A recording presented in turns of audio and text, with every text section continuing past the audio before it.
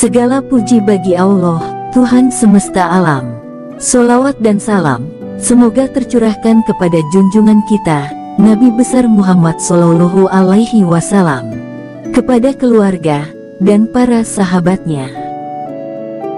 Sahabat yang dirahmati Allah, pada masa sekarang ini, apalagi dalam waktu mendekati pemilu, tidak jarang kita akan menemukan praktek-praktek adu domba, baik di media sosial ataupun di dunia nyata.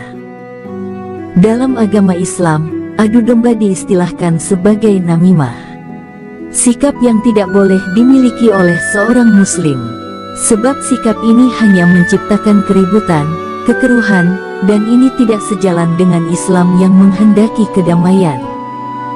Ada banyak hadis yang isinya mencela orang yang suka mengadu domba. Salah satunya adalah hadis berikut ini. Tidak akan masuk surga orang yang suka mengadu domba. Ancaman orang yang suka mengadu domba itu sangat berat, yaitu tidak masuk surga. Padahal, tidak ada satu orang pun yang tidak bercita-cita ingin masuk ke dalam surga. Tidak ada orang yang tidak menginginkan kenikmatan surga. Orang yang suka mengadu domba, berarti orang yang tidak menginginkan kenikmatan dan kedamaian. Nabi Shallallahu Alaihi Wasallam pernah bersabda yang artinya, "Tahukah kalian, siapakah seburuk-buruk orang di antara kalian?" Para sahabat menjawab, "Hanya Allah dan Rasul-Nya yang tahu." Seburuk-buruk kalian adalah yang bermuka dua. Mereka datang ke suatu kelompok dengan satu muka, dan mendatangi lainnya dengan muka yang lainnya. Sahabat yang dirahmati Allah, orang yang suka mengadu domba, oleh Nabi dicap sebagai seburuk-buruk manusia.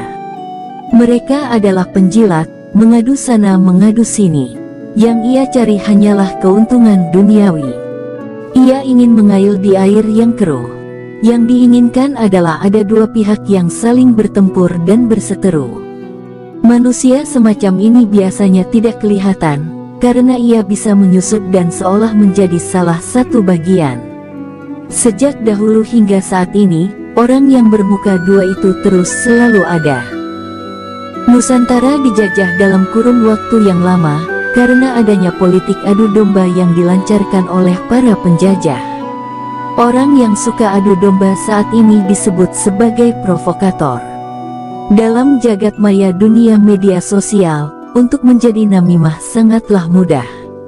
Seseorang bisa membuat banyak akun media sosial, kemudian membuat postingan-postingan yang seolah-olah saling bermusuhan. Padahal itu hanya buatan satu orang yang bertujuan hanya untuk memecah belah. Inilah bentuk namimah di zaman milenial di era digitalisasi seperti sekarang ini.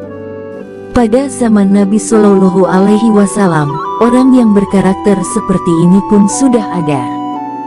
Abdullah bin Salul, salah satu tokoh orang yang suka berbuat namimah, sehingga menjadi asbabun nusul atau sebab turunnya ayat Al-Quran, surat Al-Baqarah ayat 14 yang artinya, "Dan bila mereka berjumpa dengan orang-orang yang beriman, mereka mengatakan, 'Kami beriman.' Dan bila mereka kembali kepada setan-setan mereka, mereka mengatakan, 'Sesungguhnya kami sependirian dengan kamu, kami hanyalah berolok-olok.'" Namun begitu, Allah Subhanahu wa Ta'ala tidak membiarkan hamba-hambanya diombang-ambingkan, diadu domba. Dia pasti akan membalas orang yang suka mengadu domba atau namimah. Allah Subhanahu wa Ta'ala berfirman yang artinya, Allah akan memperolok-olok mereka, dan membiarkan mereka terombang-ambing dalam kesesatan. Al-Quran Surat Al-Baqarah ayat 15. Itulah celaan Allah kepada orang yang suka mengadu domba, yakni digambarkan sebagai manusia yang bermuka dua, dan ancamannya adalah disesatkan dan tidak akan masuk surga. Sahabat yang dirahmati Allah, demikian sekelumit pembahasan tentang namimah atau adu domba. Semoga Allah Subhanahu wa Ta'ala selalu merahmati kita, dan semoga kita semua bisa menjauhi sifat namimah dengan berkat rahmat Allah Subhanahu wa Ta'ala.